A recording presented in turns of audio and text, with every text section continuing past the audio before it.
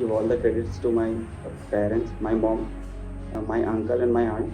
Those three persons are very valuable in my life and also क्योंकि prepare करने के बाद भी ऐसा होता है कि आप लैग क्या कर रहे हो आपको तभी पता चलेगा जब आप मॉक टेस्ट दोगे। तो एक स्पेसिफिक गाइडेंस तो माइनिंग ज्ञान के थ्रू वहाँ से मिला।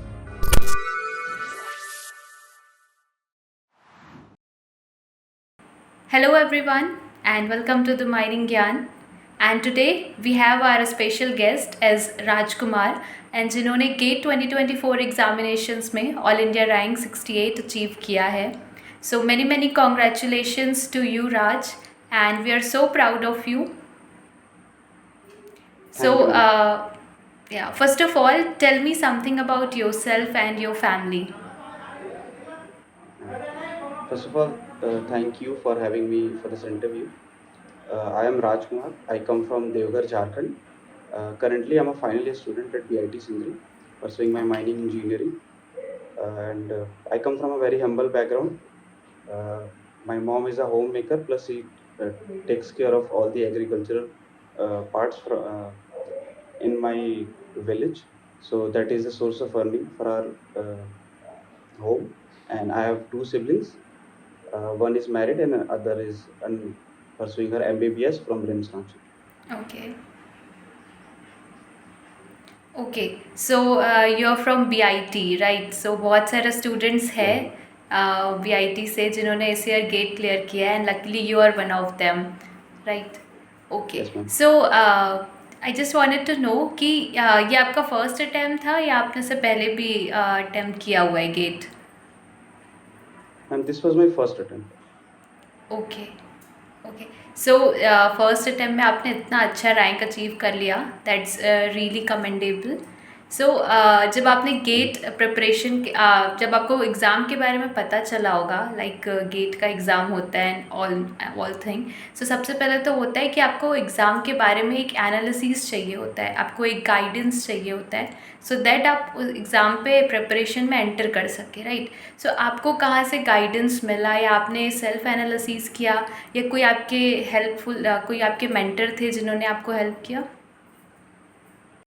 मैम, एक्चुअली गेट के बारे में मुझे सेकंड ईयर से ही पता था कि गेट इन माइनिंग इंजीनियरिंग करने से, एग्ज़ाम देने से what are the future benefits and क्या-क्या करियर पाथ्स ओपन होते हैं थ्रू दिस। तो गेट के बारे में नॉलेज हमें पहले से था, बट एक्चुअल प्रिपरेशन के लिए आई थिंक जब अग्नि बैच लॉन्च हुआ था लास्ट ईयर, तो स्टार्टिंग फ्यू स्टूडेंट्स में ही मैंने जॉइन कर लिया था for the sake of guidance and पूरा सिलेबस का एक ओवरव्यू मिल जाए इस चीज़ के लिए। तो एक स्पेसिफिक गाइडेंस तो माइनिंग ज्ञान के थ्रू वहाँ से मिला, प्लस कुछ सीनियर्स हैं जिनके थ्रू ये गाइडेंस मिला है कि कैसे प्रिपेयर करना है, किस चीज़ों पे ज़्यादा फ़ोकस करना है।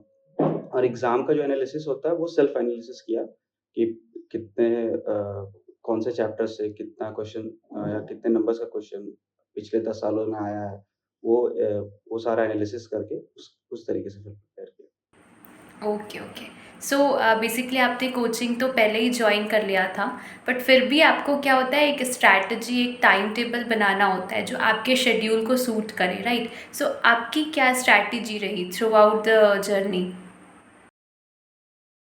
I am being very honest, हम स्टार्टिंग से ही सारा लेक्चर्स एंड ऑल कर नहीं पाए थे, क्योंकि ऑब्वियसली कॉलेज में आपको टाइम देना होता है, उसके बाद फिर आपका असाइनमेंट्स एंड ऑल रहता है, तो on a regular basis live lectures and all हम नहीं कर पा रहे थे, काफ़ी बैकलॉग क्रिएट हो गया था। तो मेरा स्ट्रैटेजी यही था कि और बीच में प्लस हम फाइनल ईयर स्टूडेंट, तो अभी प्लेसमेंट सीज़न भी चल रहा था। तो उस फ़ेज़ में प्रिपेयर करना थोड़ा मुश्किल होता है। तो मेरा स्ट्रैटेजी यही था, once I am done with my placements, उसके बाद एक अच्छे से सिरे से स्टार्ट करके नॉट स्टार्ट नहीं बोलेंगे, एक अच्छे तरीके से फिर प्रिपरेशन करना है। मोस्टली रिवीजन टाइप प्रिपरेशन, क्योंकि जितनी सारी चीज़ों को पहले से पढ़ रखा है, उसको रिवाइज़ करना है, जो नहीं पढ़ा है उसको कवर करना है ऐसे। तो my target was from September October, but placement season थोड़ा खिंच गए, तो it got posted to November and फिर वहाँ से थोड़ा प्रिपरेशन स्टार्ट किया थ्रू तब तक mining and started their revision lecture series, one shot revision lectures and multiple revision lectures were there. तो उनके थ्रू बहुत हेल्प हुआ, जिसके थ्रू कि सारा सिलेबस कवर कर पाए थे कम टाइम पे। After that mostly PYQ solve करना जो सब सारे लोग ही करते हैं। पीवाईक्यू सॉल्व किया and I followed a book जो सारे कोई जानते हैं, एके गॉय। तो mostly from the analysis of previous year questions and through okay. Revision lectures of so plan to. Just okay, या सो जैसा कि आपने कहा कि पी वाई क्यूज़ आपने सॉल्व किया है ना, अलॉन्ग विथ रिवीजन। सो बहुत सारे स्टूडेंट्स क्या करते हैं, इतना हीट नहीं देते पी वाई क्यूज़ में, जो फिर कहीं ना कहीं वो मिस कर देते एग्ज़ाम पैटर्न। तो आपको क्या लगता है पी वाई क्यूज़ कितना हेल्पफुल रहता है जब आप मेन स्ट्रीम एग्ज़ाम के लिए प्रिपेयर करते हैं तो? I think ma'am PYQs are the most important, क्योंकि लास्ट 1 मंथ में अगर मैंने पीवाईक्यू नहीं किया हुआ था तो it would have made a very big difference in my preparation. ये रैंक अचीव करने में बिगेस्ट चीज़, अगर बिगेस्ट हाथ किसी चीज़ का है तो वो है पीवाईक्यूज़ का ही, क्योंकि पीवाईक्यू से आपको एक स्ट्रक्चर पता चल जाता है कि क्वेश्चंस किस तरीके के आ सकते हैं, क्या डिफिकल्टीज क्या आ सकते हैं और आपको किस डायरेक्शन में आपका प्रिपरेशन लेके जाना है। Once I was done with my preparation and revision lecture, तो मैं पीवाईक्यू सॉल्व करने गया तो मुझे दिखा कि कहाँ पे मैं लैग कर रहा हूँ और किस तरीके से मुझे प्रिपेयर करना चाहिए और आगे चल के। तो लास्ट 1 मंथ में तो वो बहुत हेल्पफुल जी। सो क्या पी वाई क्यूज़ पर बेस्ड या स्ट्रक्चर्ड इस ईयर कोई क्वेश्चन थे लाइक सिमिलर पैटर्न पे? रहा। क्वेश्चंस तो थे मैम सिमिलर पैटर्न्स पे, क्योंकि if we look towards machinery, mining machinery जैसे था, उसकी ड्रिलिंग ब्लास्टिंग में एक सेट क्वेश्चंस रहते हैं, उसमें थोड़ा सा टर्न अराउंड होता है क्वेश्चंस में, क्वेश्चंस के लैंग्वेज में। तो इस साल भी कुछ क्वेश्चंस थे वैसे जो प्रीवियस ईयर टाइप्स थे और वो काफ़ी इजीली बन पाए थे क्योंकि पीवाईक्यूज मैंने सॉल्व कर रखा था। ओके। सो जैसे कि आपने तो अच्छे से एनालिसिस किया हुआ है एग्ज़ाम का और now you have cleared also. So बहुत सारे स्टूडेंट्स का हमेशा ये रहता है कि कुछ चाहते हैं कि अपन थ्योरी प्रिपेयर कर लें और कुछ का रहता है कि हम सिर्फ न्यूमेरिकल्स कर लें। सो आपको क्या लगता है सिर्फ थ्योरी या न्यूमेरिकल अगर इंडिविजुअली करें तो इनफ है या दोनों का बैलेंस करना इम्पॉर्टेंट है? आपका क्या अप्रोच था इस पे? ऑब्वियसली मैम अप्रोच तो दोनों को बैलेंस करके ही रखना चाहिए। But mine GATE in mining engineering में if will focus on the exam only, तो उसके बेसिस पे अगर देखें तो numerical is a very big part. I think 70-75% numerical part होता है। 20-25% आई वुड से कि थ्योरी पार्ट पे आपको फोकस करना चाहिए। बट थ्योरी आप जब तक करोगे नहीं पूरी तरह से, न्यूमेरिकल आपसे ऐसे भी नहीं बनने वाला। आप रट के तो जा नहीं सकते न्यूमेरिकल, तो आपको दोनों का बैलेंस बना के चलना पड़ता है। Yes. ओके। जी। सो जैसे कि आप अभी अपने कॉलेज ईयर में डिग्री परस्यू कर रहे हैं राइट, तो आपका कॉलेज का भी सेशन रहता होगा। ऑल्दो सिलेबस सेम है गेट में भी कॉलेज में भी, बट फिर भी टाइम मैनेज करना थोड़ा सा हेक्टिक हो जाता है। तो आपने कैसे टाइम मैनेजमेंट किया, तो कितना कितना टाइम आपने डिवाइड किया था कॉलेज आवर्स में और गेट प्रिपरेशन के लिए? मैम एक्चुअली कॉलेज की वजह से भी काफ़ी हेल्प हुआ है उस चीज़ में, क्योंकि जैसे आपने बताया कि सिलेबस मोस्टली सेम होता है। तो काफ़ी ऐसी चीज़ें थी जो कॉलेज के थ्रू कवर हो गई थी, तो उसकी वजह से थोड़ा आसान हो गया था लास्ट मोमेंट्स में कि रिवीजन कर पाएँ और ऐसे। और कॉलेज की तरफ से भी उस चीज़ में हेल्प था हमारा कि college give us ample amount of time कि हम प्रिपेयर कर पाएँ। इट्स नॉट कि क्लासेस बंद थे, बट क्लासेस ऐसे चल रहे थे कि we could easily prepare for the exam. और क्लासेस मोस्टली फर्स्ट हाफ में होते हैं, सेकंड हाफ में तो लैब एंड प्रैक्टिकल्स होते हैं, तो उस चीज़ को बैलेंस करना थोड़ा आसान होता है I think in last November, December and January, those 3 months. उन 3 मंथ्स में हमारा कॉलेज की तरफ से काफ़ी सपोर्ट था, तो उसकी वजह से it was very easy to manage the time. Okay, that's very nice. So जैसा कि आप कॉलेज में हैं तो डेफिनेटली आप एक फ्रेंड सर्कल होगा आपका, जो फ्रेंड से आप सराउंडेड होंगे।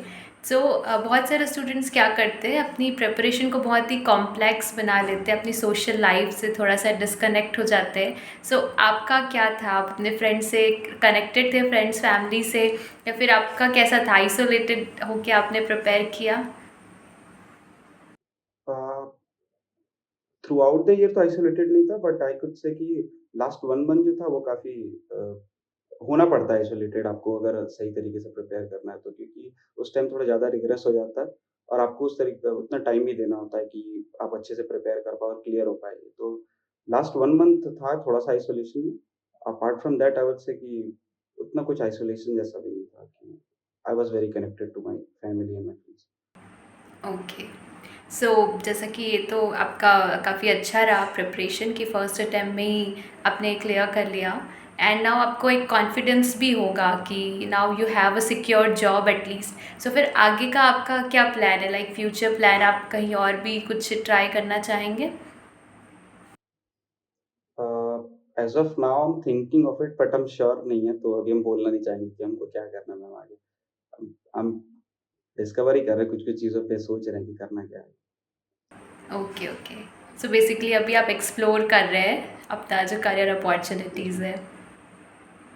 यस, अनश्योर है ओके तो उस पर कमेंट करना भी सही नहीं रहेगा। Okay, that's totally upon you. So जैसा कि अब तो प्रिपेयर कर रहे थे तो मोस्ट ऑफ द टाइम तो आप स्टडीज़ में ही इन्वॉल्व रहते होंगे, बट इसके अलावा भी आपका कुछ पैशन या हॉबी जिसको आप फॉलो करना पसंद करते थे या पसंद करते हैं? हम बीइंग एन इंडियन, क्रिकेट खेलना किसको नहीं पसंद, तो we used to play cricket, mostly तो वही था। और उसके अलावा तो ऐसे टाइम दोस्तों के बीच में ही हैंग आउट करते निकल जाता था, अगर शाम को निकले हुए तो। अदरवाइज़ तो कुछ ऐसा अ, ऐसा तो और कुछ है नहीं अभी फ़िलहाल। Okay, that's okay. सो जैसे कि आपने कहा कि आपने पहले ही कोचिंग जॉइन कर लिया था, तो आपको तो वैसे तो सारे जो मटेरियल्स है, स्टडी मटेरियल, वो तो एक प्लेटफॉर्म पर मिल ही गए थे, बट क्या इसके अलावा आपने खुद के भी नोट्स बनाए या फिर आपने कोई बुक लिस्ट फॉलो करी कोचिंग के अलावा? यस मैम, एक्चुअली कि सारा स्टडी मटेरियल एक जगह होने के बाद भी स्टडी मटेरियल आपके तरीके से है कि नहीं, वो ज़रूरी नहीं है। तो लेक्चर्स करना और सारे प्रॉब्लम सॉल्व करने के बाद एक स्पेसिफिक नोट्स बनाना ही पड़ता है कि आपको आपके तरीके से आप कैसे गो थ्रू होना चाहते हो जब रिवीजन कर रहे हो तब, और उसमें क्या की पॉइंट्स है, क्या हाईलाइट करना चाहते हो, तो उसके लिए नोट्स बना के रखा था। और वो लास्ट 1 मंथ में काफ़ी काम आया, नोट्स से रिवीजन करने के लिए। काफ़ी कम टाइम में रिवाइज़ कर पाएँ। ओके। सो और फिर आपने कोचिंग मटेरियल ही यूज़ किया, इसके अलावा आपने कोई और बुक्स फॉलो करी, लाइक जैसे कि जो गेट का एक बुक होता है जो माइनिंग पे बुक है, इके गोरई एंड ऑल, ऐसा आपने कुछ और भी बुक लिस्ट फॉलो किया था? मैम, प्रॉब्लम सॉल्विंग के लिए एक ही बार यूज़ किया था, अदरवाइज़ कोई बुक यूज़ नहीं किया, purely on the coaching material. Okay, right. So जैसा कि हमें पता है कि एग्ज़ाम के लिए एक तो आपने बताया कि पीवाईक्यूज़ बहुत इंपॉर्टेंट है। नाउ सेकंड चीज़ जो आती है वो है मॉक टेस्ट। तो मॉक टेस्ट भी काफ़ी इंपॉर्टेंट है आपको एग्ज़ाम में फैमिलियर बनाने के लिए। सो आपके लिए कैसे मॉक टेस्ट हेल्पफुल रहा और आपने कितने मॉक टेस्ट लगाए? Ma'am, mock test being very honest काफ़ी हेल्पफुल रहा था मेरे लिए, क्योंकि प्रिपेयर करने के बाद भी ऐसा होता है कि आप लैग क्या कर रहे हो, वो आपको तभी पता चलेगा जब आप मॉक टेस्ट दोगे।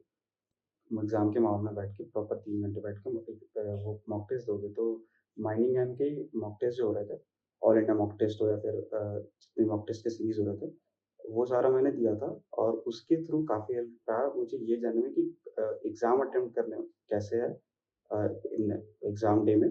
और दूसरा कि हम कहाँ लैग कर रहे हैं आफ्टर माय प्रिपरेशन लास्ट के 2 वीक्स में। मोस्टली मेरा मॉक टेस्ट ही था, और मॉक टेस्ट के साथ हम कहाँ पे हम लैग कर रहे हैं उस चीज़ का एनालिसिस कर रहे थे। तो माइनिंग एंड का जो मॉक टेस्ट सीरीज़ था, और उसी में एक ऑल इंडिया मॉक टेस्ट भी था। और वही वही 3-4 मॉक टेस्ट एंड एक ऑल इंडिया मॉक टेस्ट जो था वो मैंने दे रखा था।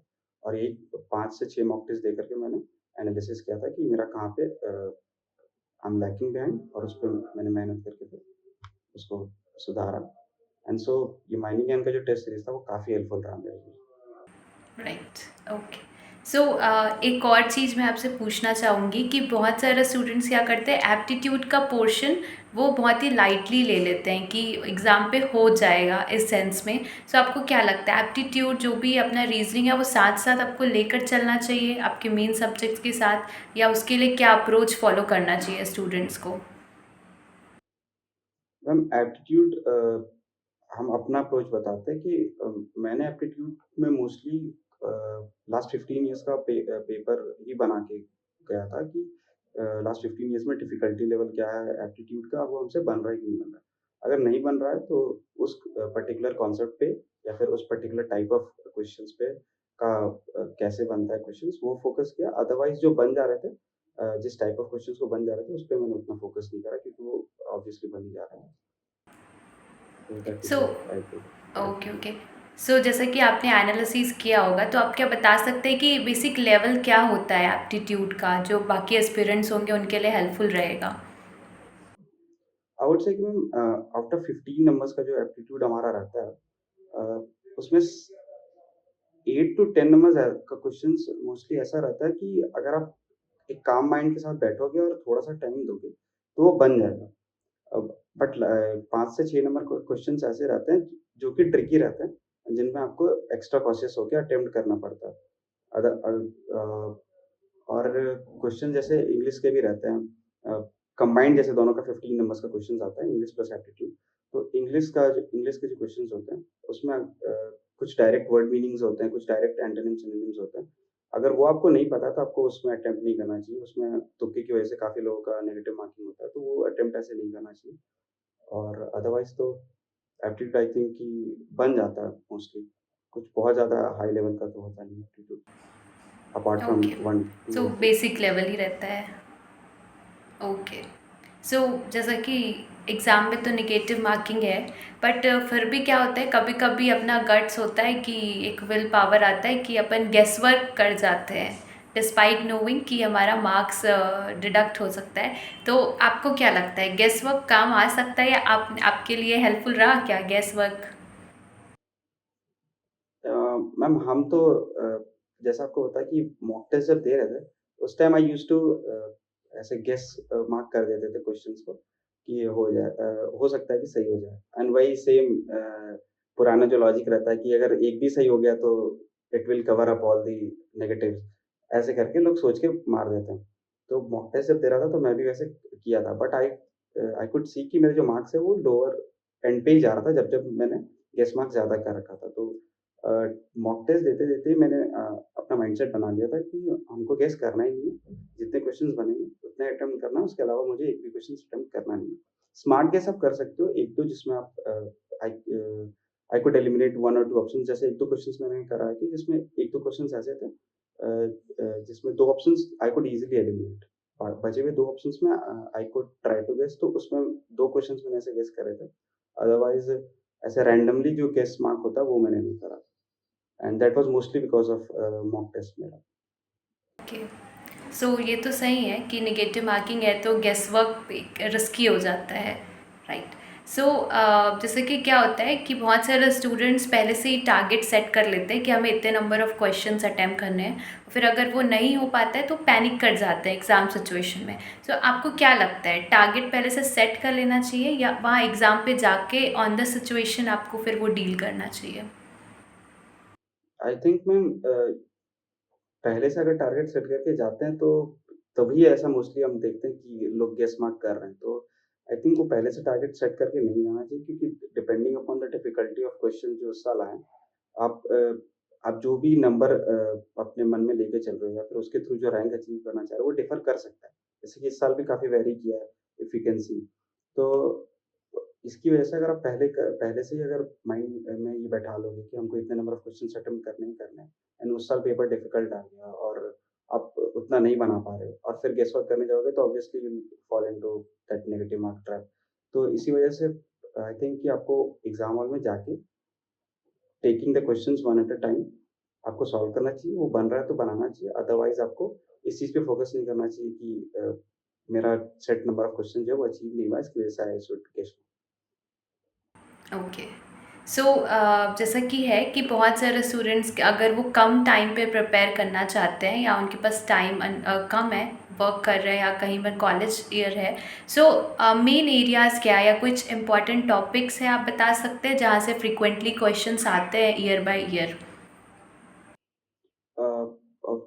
देयर आर ऑब्वियसली मैम, देखिए जैसे कि if you can see rock mechanics एक चैप्टर हो गया जो कि काफ़ी वेटेज रखता है हमारे गेट एग्जाम में। Apart from rock mechanics you can say कि mine development, those three chapters, mine machinery and mine methods, those three subjects combined उनका काफ़ी वेटेज रहता है। अपार्ट फ्रॉम दैट ये एप्टीट्यूड एंड एक ये हो गया जो काफ़ी हेल्पफुल रहता है। उसके अलावा मैथमेटिक्स है जो कि काफ़ी हेल्पफुल रहता है, मेरे केस में भी काफ़ी हेल्पफुल रहा है। एंड माइनिंग में और देखें तो अगर हम एनालिसिस करें तो 3-4 और ऐसे सब्जेक्ट होते हैं जो कि are very easy to prepare, जैसे कि माइन इकोनॉमिक्स हो गया, वो काफ़ी कम टाइम पे आप प्रिपेयर कर सकते हो। और उसके अलावा सिस्टम इंजीनियरिंग हो गया। अगर आप एक बार प्रिपेयर कर लिए तो सेट नंबर ऑफ क्वेश्चंस अगर पीवाईक्यूज़ कर लिए तो अ, देयर आर हाई चांसेस कि वो आपसे बन ही जाएँगे। तो दीज़ आर सम टॉपिक्स जो आई थिंक कि काफ़ी ईज़िली बन सकते हैं आपसे अगर आप अ, कम टाइम भी दो उसमें, लेकिन एक सेट तरीके से एनालिसिस करके और अच्छे तरीके से पढ़ो तो आप अच्छा खासा मार्क्स और रैंक ले आ सकते okay. So last but not the least, जो हमारे अभी फ्यूचर एस्पिरेंट्स है, जो स्टूडेंट्स है, जो गेट के लिए प्रिपेयर कर रहे हैं और जो ये वीडियो देखेंगे, सो आप उनको क्या मैसेज देना चाहते हैं? हो। मोस्टली तो यही कि मैम एग्ज़ाम जब रहे तो उस चीज़ के लिए पैनिक नहीं करना। प्रिपरेशन के लिए अगर आपके पास एम्पल अमाउंट ऑफ टाइम है तो आप लेक्चर्स करो, आप क्वेश्चंस बनाओ, उसके बाद वापस से रिवीजन करके पीवाईक्यूज एंड ऑल बनाओ। अगर आपके पास कम टाइम है तो भी ये नहीं समझना है कि आप पीछे हो। हम काफ़ी कम टाइम पे प्रिपेयर किए तो I can clearly vouch for that. उस केस में आपको आप रिवीजन लेक्चर्स करके भी आप पीवाईक्यूज बना के भी अगर स्मार्ट एनालिसिस करोगे तो it is not that hard to crack GATE, specially in mining engineering, and to get a good marks and a good rank.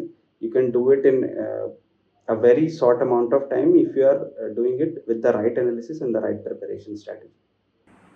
Okay.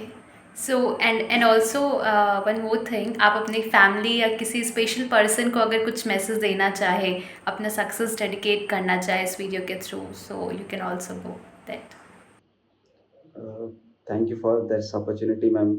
Uh, Obviously, I would like to give all the credits to my parents, my mom, and apart from my mom, my uncle and my aunt, whom are my guardian also, who takes care of my family.